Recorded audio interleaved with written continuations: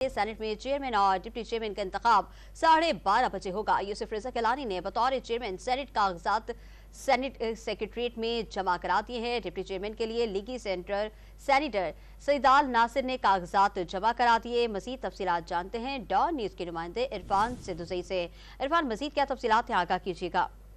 जी, इत्तेहादी जमातों की जानिब से सैयद यूसुफ रजा गिलानी ने सेनेट के चेयरमैन के लिए कागजात नामजदगी जमा करवाए हैं, जबकि जो डिप्टी चेयरमैन का ओहदा है उसके लिए सैदाल खान नासिर, जिनके ताल्लुक बलोचिस्तान से और ये मुस्लिम लीग नून के देरीना वर्कर हैं, इन्होंने कागजात नामजदगी सेनेट सेक्रेटेरिएट में जमा करवाए हैं। और अभी तक किसी भी जो दूसरी पार्टीज हैं उनमें से किसी भी उम्मीदवार ने कागजात नामजदगी इन दोनों ओहदों के लिए जमा नहीं करवाए। और इम्कान यही है कि ये जो दोनों उम्मीदवार हैं, यूसुफ रजा गिलानी और सैदाल खान नासिर, ये मुंतखब हो जाएंगे बआसानी, क्योंकि पाकिस्तान तहरीक इंसाफ और सुन्नी इत्तेहाद काउंसिल ने इसका बाइकआउट कर रखा है। और उन्होंने आज एहतजाज भी किया जो इजलास की कार्रवाई जब शुरू हुई, और उन्होंने कहा कि ये जो इलेक्टोरल कॉलेज है ये नामुकम्मल है, चूंकि KPK में इंतखाबात नहीं हुए और उसको मुलतवी कर दिया गया था 2 अप्रैल को। और जब तक कॉलेज मुकम्मल नहीं हो जाए उस वक्त तक चेयरमैन सेनेट और डिप्टी चेयरमैन सेनेट के जो इंतखाबात है वो ना करवाए जाए, ये आईनी खिलाफ वर्जी होगी, जिसको आजम नजीर तारड़ ने रद्द करते हुए कहा कि वहाँ जो इलेक्शन शेड्यूल मुलतवी हुआ